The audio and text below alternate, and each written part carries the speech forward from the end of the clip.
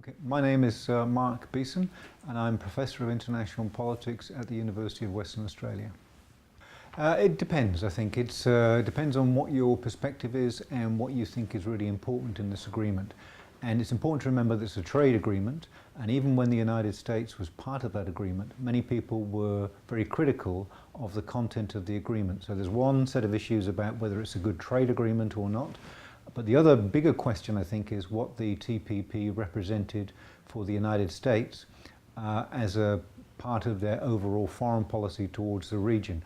And in that case, I think many of the United States' principal allies, like Japan and Australia, are very disappointed that the United States pulled out of the agreement because they've made a big effort to try and make the agreement successful and spent a lot of time negotiating on it. So they are very disappointed. So the question now is what happens? And I think my feeling is that for political reasons, it would be a good idea if the other states in the agreement carried on, because it would demonstrate that they're capable of arriving at an agreement together that could be useful for them. But the alternative is a set of regional trade agreements that will likely be dominated by China. And for a number of the countries in the region, that's not necessarily something they're going to be happy about or feel that that's a good result. So I think, yes, they should probably carry on, but not necessarily because of the detail of the trade agreement itself. Okay. It very much depends on what you mean by globalization, regionalization, and liberalism. These are all very big ideas, and I think sometimes people don't try to unpack them and try to make sense of what those ideas actually mean. So they mean different things to different people. And you can make an argument for saying that all of these things have either been good or all of these things have been either bad. And people do make the same arguments about the same things. So it really depends on who's making the argument and what point they're trying to make. But I think there's unambiguous evidence that globalization, if you mean extra trade, extra economic integration, has been a good thing, if only because it's helped to raise living standards around the world, but it's also been a force for stability and peace, particularly in places like Europe, where it's been associated with not just rising living standards, but also greater stability and helping to pacify a very difficult and dangerous region historically. So I think for all those reasons, it's been, generally speaking, a good thing. That's regionalization and globalization. However, the other thing I think to think about is who is us? When we talk about has it been good for us, we need to think about who we mean. And for some people, global elites, business people, people in China who've got new jobs and rising living standards, for many, many people around the world, it has been a good thing. But for quite a lot of people around the world, it hasn't. And people in North America, they've lost their jobs and they see their jobs going offshore to China. That's part of globalization too. So it's not possible to say it's either been unambiguously good or unambiguously bad. It's been both of those things for different people in different parts of the world. And that's why it's so difficult to have a clear set of arguments about the benefits or the disadvantages of something as complicated as globalization or regionalization for that matter. It's a very difficult and complicated question as well. But I think one thing to recognize is that individual states always pursue what they think is in their national interest. So nothing has changed in that regard. So the fact that Donald Trump has come to power saying America first, he's just articulating and giving expression to that kind of idea in a different way, perhaps, than we've been used to seeing in many ways. So, but Barack Obama was also interested in putting American interests first and doing what he thought was in America's national interest. So all governments at all times have done those kinds of things. I think the difficulty or the difference now is that somebody like Trump is making this the major centerpiece of his policies. And I don't think he really appreciates that America, in inverted commas, has benefited a lot from globalization, integration, and the kinds of policies that America encouraged for many years before Trump arrived. So my point would be that countries have always pursued what's in their national interest. I think the difference is that somebody like Barack Obama and many presidents before him recognize that it was in the United States' interest as well to be part of this complicated international set of institutions that the Americans were largely responsible for creating after the Second World War, that those institutions, that idea about globalization actually worked in America's interests. So I think, as I say, all countries always pursue their national interests, but I think what's different is that some countries are much more sophisticated about the way that they pursue those interests, and some countries actually recognize that being involved in international institutions could be, and possibly should be, a big part of how that national interest is actually pursued. So it's dependent on being involved in a complex set of international institutions from which potentially lots of countries can benefit. That's a very interesting question, a very important question as well. There are a couple of ways of thinking about this particular problem. I think that Brexit, Britain's withdrawal from Europe, will be a disaster for the British economy and arguably Britain's place in the world. Now, this won't be revealed immediately, but over the next few years, I think it will become clearer and clearer that this was a bad decision for the British people to make, and they will be potentially major losers from this particular policy option. What that could mean for Europe is that it may paradoxically encourage Europeans to be more cooperative, and there are already signs of this happening, that other European countries are recognizing that this may be bad for Britain and that there are good reasons for them continuing to cooperate. So they may be driven to put aside some of those national differences because they're seeing what's happened to Britain. They're also seeing that the United States is not likely to be a big supporter of the European Union or of European development more generally.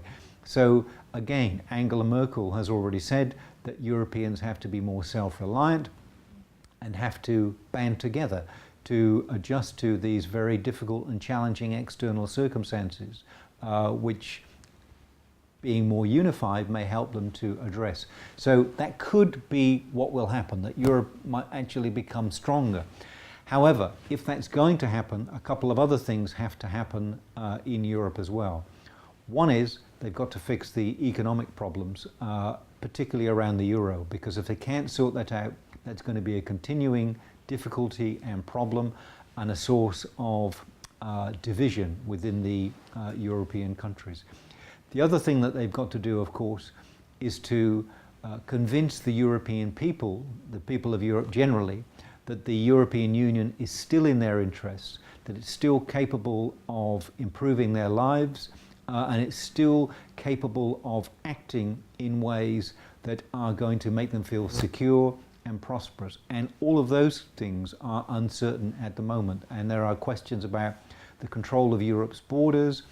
There are questions about the European Union's ability to be able to act in a democratic way that allows ordinary European people to be represented and feel as if they're being heard.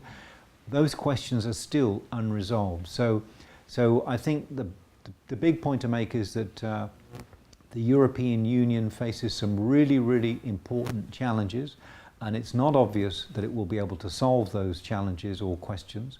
But if it can, then, or begin to at least look as if it's making progress on those issues, then I think it is possible that the European Union will continue to be an important organization. I think whatever happens, even if the European Union cannot solve some of those problems, as an institution, it will continue because it's very difficult to get rid of institutions. So it will continue in some form, but whether it's a powerful and effective institution will depend on how the policy-making elites in Europe actually respond to the challenges that they're being faced with at the moment, I think. Again, it depends. It's very difficult to give a simple answer to that kind of question. But what we can say, I think, is that there's two kinds of liberalism that people are interested in. There's political liberalism and there's something like economic liberalism.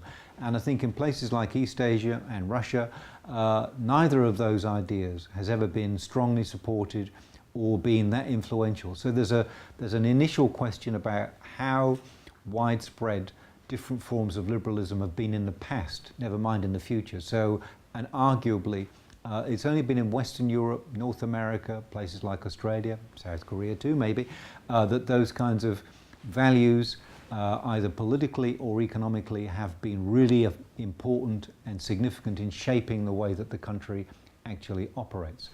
So that's one thing to keep in mind. I think there is a big question about Europe and North America's role in promoting a form of political liberalism at the moment, and I think that is the set of ideas that is most in danger at the moment, it seems to me, because it's the most difficult and challenging to sustain, and that's why what's happening to Europe is so important, and that's why what's happening to America is so important as well, because clearly Donald Trump is a different kind of political leader, one who doesn't, I think, really understand what political liberalism actually means, or has much respect for the basic institutions of American government and the legal system in America that make America such a distinctive place in theory and in history at least. So there's a big question about America's support for this. There's a big question about the European Union's ability to be able to maintain support for those practices and institutions as well, because they're under challenge from a lot of different areas, not least radical Islam and those kinds of things. Can anybody else offer a different model or different way of organizing the world? That's a pretty interesting and important question. I think the only country that really can is China, but there's a big question, firstly, about China's willingness to play the role as a so-called global hegemon and offer not just leadership, but the kind of collective goods, as economists describe them, that the Americans, to some extent at least, offered for 50 or 60 years or so, and that means opening up your domestic market, allowing your currency to float, those kinds of things. There are big questions about whether China's willing to do that, and of course there's a big question about what kind of political model China offers to everybody else as well.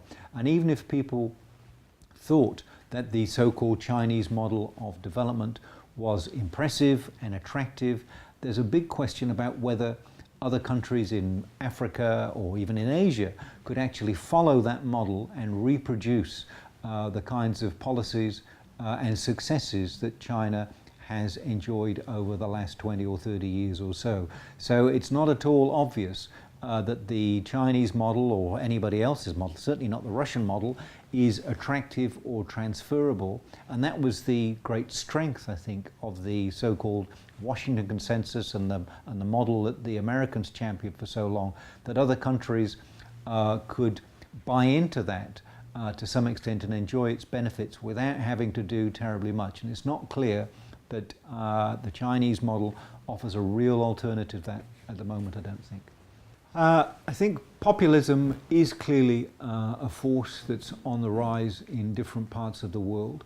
One thing to remember about the United States, because I think my feeling is that the United States is not just the most important country in the world economically and strategically, but it still occupies an important symbolic place in the world as well. And people, rightly or wrongly, still look to the United States for leadership and as an example of how you can organize political practice in a country. And historically, as I was saying before, there are some important checks and balances in the American system which have placed an important constraint on any political leader in the United States, whether they're enthusiastic Democrats or, like Donald Trump, something of a populist. So I think the impact of populism will depend on the country that we're talking about to some extent. And in America, hopefully, the checks and balances that do exist there will constrain Donald Trump and what he can do.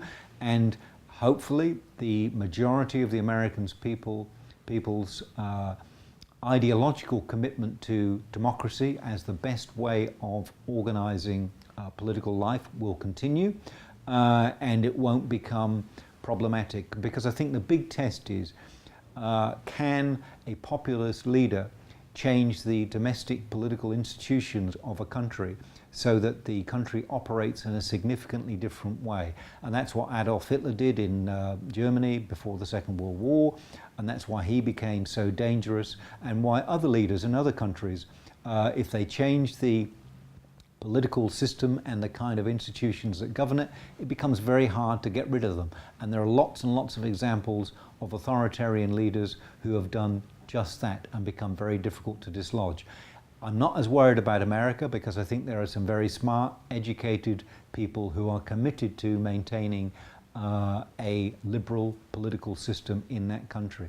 In other parts of the world, in Eastern Europe, which is places like Hungary, which is part of the European Union, it's not as clear because similar processes are in place there, and some of the institutions of that country are being reformed.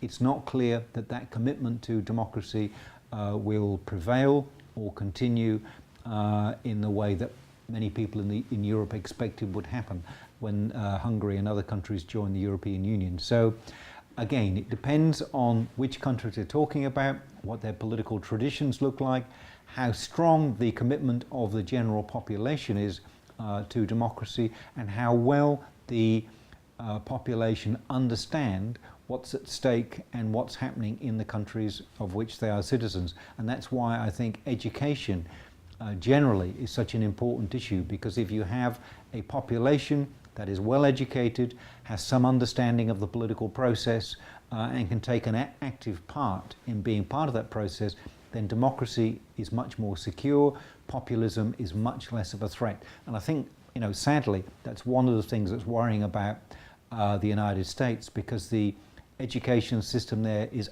either absolutely brilliant or absolutely appalling. And if you're one of the people who has an appalling education in the United States, it's quite possible that you'll be a supporter of populism and of Donald Trump and maybe not understand quite what's at stake in some of these big issues that are unfolding and playing out not just in America but in other parts of the world as well, I think. Okay, so what should we do after populism and the rise of people like Donald Trump? Well, I think partly it's about the sorts of things I was talking about before, trying to have an educated population, trying to have people who understand political processes and who appreciate the value of the way things can be organized and the benefits that can flow from particular ways of organizing not just national societies but international societies as well. And this is why I'm personally a very big admirer of the European Union, although that's quite unfashionable now. But I think maybe partly it's a generational problem that the first people who established the European Union after the Second World War recognized that they were involved in something really important, not just for changing the economic status of the European Union and rebuilding that part of the world, but also in creating a system of relationships between countries that would actually make war and conflict more unlikely. And let's not forget that Europe was one of the most violent, disordered places in the entire world for hundreds, if not thousands of years. And yet for the last 50 or 60 years or so, the European continent, the Western European at least, has been peaceful, stable, and prosperous. The danger is, I think, that people don't recognize or remember how that process was achieved, what needed to be put in place to allow that to happen, and they take for granted some of the benefits that have been generated by the European Union, and they forget about what the alternative might look like. And I think the big lesson from history, I think, is to think about what Europe looked like before the European Union existed. And the period between the two wars was when nationalism, populism, fascism rose to prominence. And we know what happens when Europe becomes divided in that way and populist leaders emerge. It ends badly. It ends in conflict and war. And I think the big danger around the world is that people once again start looking to strongmen national leaders who seem to have easy answers to complex problems, and they may not appreciate the benefits of these much more difficult, complex kinds of transnational relationships, which ultimately are not only the best way of trying to secure peace and prosperity, but they are also the only realistic way for trying to address really important problems like global climate change, for example. And that is, I think, the most important challenge that we all still face collectively. It has bigger and more far-reaching security implications than any other problem you can possibly think of. The only way we can possibly begin to address something as complicated and transnational as climate change is through international cooperation. That's the only way it can be done. One nation cannot do this, no matter who it's being led by or how popular he may be in the short term. And I think that's the very dangerous and depressing thing about Donald Trump, that he is repudiating all of these kinds of international agreements and saying we can do this on our own. It's America first, we're going to do this. But the reality is America will also suffer if we don't get things like climate change right as well. It depends. It could go in different ways. In Europe, as I mentioned before, I think it's a complicated picture, but it may be positive, at least in the short term, that people will react positively to Britain's leaving Europe and decide, and Trump's hostility to Europe, and decide that maybe it's a good thing to band together. The other possibility is that we may see regionalism taking very different forms in very different parts of the world. So regionalism in Europe may continue to be characterized by high degrees of democracy, cooperation, and reasonably powerful institutions. My guess that in East Asia, in this part of the world, regional institutions have been much weaker, they've been much less effective, they have much less power to influence the behavior of their members. My guess is that tradition, unfortunately, will continue. Regional institutions will continue to be weak and ineffective. But my guess is that will suit some of the important, powerful countries in the region, particularly China, because China doesn't have any interest in being involved in an organization or an institution that can tell it what to do or put restrictions on its sovereignty or freedom of action. So my guess is that regionalism will continue in some form or other. It will look different in different parts of the world, but in this part of the world, in East Asia, there's a good chance it will be dominated by China in the long term. China will come to dominate the region generally, I think, but the form of regionalism that may emerge in this part of the world as a consequence may be very different to the sort of thing that you'll see in Europe, and that might be precisely the way that East Asian leaders want it, and it won't be terribly effective or meaningful as a consequence, I don't think. Don't think so, no. I think it's good, interesting questions, very difficult to answer, but they're all good and interesting questions.